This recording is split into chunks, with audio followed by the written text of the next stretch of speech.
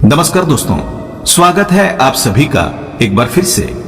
दोस्तों, अगर आप अपनी लाइफ में कुछ नया सीखना चाहते हैं तो चैनल को सब्सक्राइब जरूर करिएगा।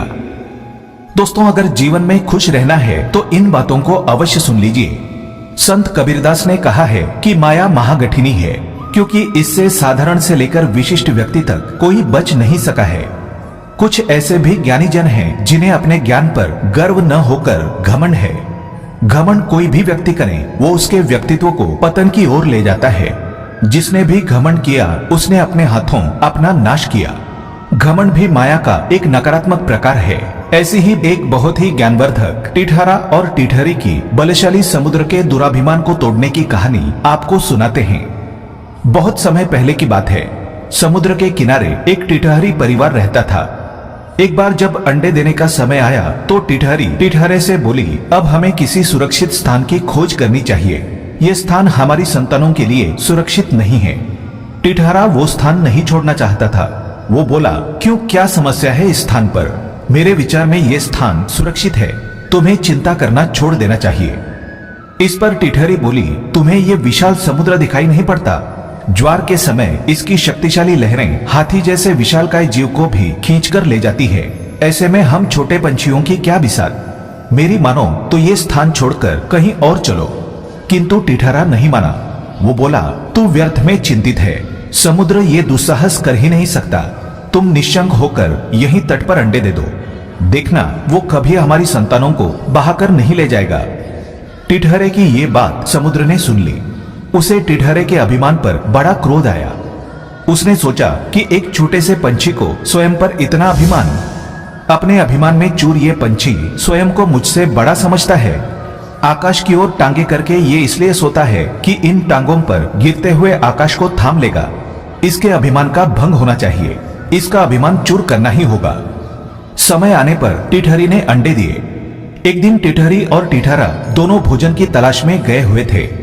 तभी समुद्र में ज्वार आया और लहरों ने टिठहरी के अंडों को बहा दिया। वापस आने पर अपने अंडों को वहां ना देख टिठहरी विलाप करने लगी। वो टिठहरे को कोसते हुए बोली, मेरी बात न मानने का परिणाम देख लिया। ये समुद्र हमारे अंडों को बहा कर ले गया और तुम बातें बनाते रह गए। ऐसा ही अनर्थ होता है जब कोई अभिमानी अपने प्रियजनों की बात नहीं मानता। मेरी बात मानकर यदि बुद्धि से काम लिया होता और संकट आने के पूर्व ही उसका समाधान खोज लिया होता तो हमें ये दिन न देखने पड़ते। टिठहरी की इस बात पर टिठहरा बोला, मैं बुद्धि में किसी से कम नहीं हूँ। तू देखती जा, मैं कैसे समुद्र का पानी अपनी चोंच से सुखाकर अंडों को बाहर निकालता हूँ। टिठहरी बोली, अपनी शक्ति देखकर ही किसी से बैर करना चाहिए। विशाल समुद्र के समक्ष तुम एक तुच्छ प्राणी हो। ये शत्रुता कहीं तुम्हें नष्ट ही न कर दे। टिठहरी की बात पर टिठहरे ने ध्यान नहीं दिया। टिठहरी उसे समझाती रह गई कि कई नदियों से निरंतर भरने वाले समुद्र को सूखा पाना उसके बस के बाहर है। किंतु टिठहरा जिद पर अड़ा रहा।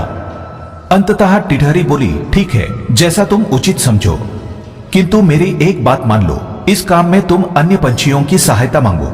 एकता में बल होता है। हो सकता है तुम सब छोटे छोटे पंछियों की एकता समुद्र को सुखाने का कारनामा कर दिखाएं। कई बार छोटे प्राणी मिलकर अपने से बहुत बड़े जीव को भी हरा देते हैं। जैसे चिड़िया, कठफोड़े और मेंढक ने मिलकर हाथी को मार दिया था।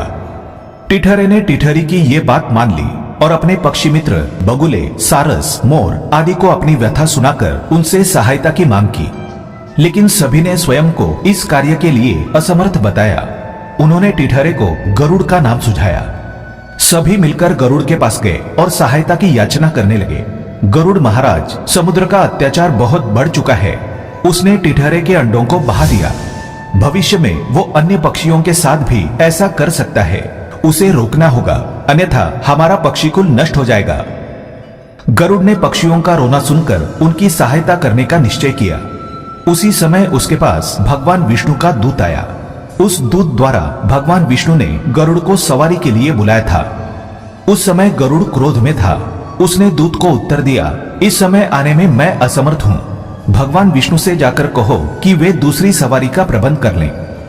दूत के पूछने पर गरुड़ ने समुद्र के द्वारा पक्षियों पर किए जा रहे अत्याचार के बारे में बता दिया। दूत ने वो वर्णन भगवान विष्णु को सुनाया। तब स्वयं भगवान विष्णु गरुड़ के पास पहुंचे। गरुड़ ने उन्हें प्रणाम कर कहा, भगवान समुद्र अति अभिमानी हो गया है। निरीह प्राणियों पर उसका अत्याचार बढ़ने लगा है। कुछ देर पहले उसने मेरे मित्र टिटहरे के अंडों का अपहरण कर न सिर्फ उसे दुख दिया है बल्कि समस्त पक्षी जाति को अपमानित किया है। अब हमें इसका प्रतिशोध चाहिए। भगवान विष्णु पूरी बात सुनकर बोले, तुम्हारा क्रोध उचित है, समुद्र का कृत्य सर्वथा अनुचित है। आओ समुद्र के पास चलें। मैं अभी टिटहरे के अंडे उसे वापस दिलवाता हूँ। सभी समुद्र तट पर पहुंचे। भगवान विष्णु ने अपने धनुष पर आग्नेय बाण चढ़ाया और समुद्र से बोले, दुष्ट समुद्र, यदि तूने टिटहरे के अंडे वापस नहीं किए तो मैं तुम्हें क्षण भर में सुखा दूंगा। भगवान विष्णु का क्रोध देख समुद्र भयभीत हो गया और उसने तत्काल टिटहरे के अंडे वापस कर दिए और आगे से कभी ऐसा न करने की शपथ लेकर माफी मांग ली।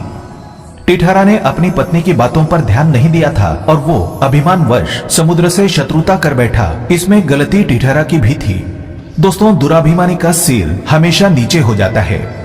अपने से छोटे या कमजोर पर मिथ्याभिमान से अत्याचार नहीं करने चाहिए, उनका अपमान नहीं करना चाहिए। हर एक जीव में श्री हरि का वास है।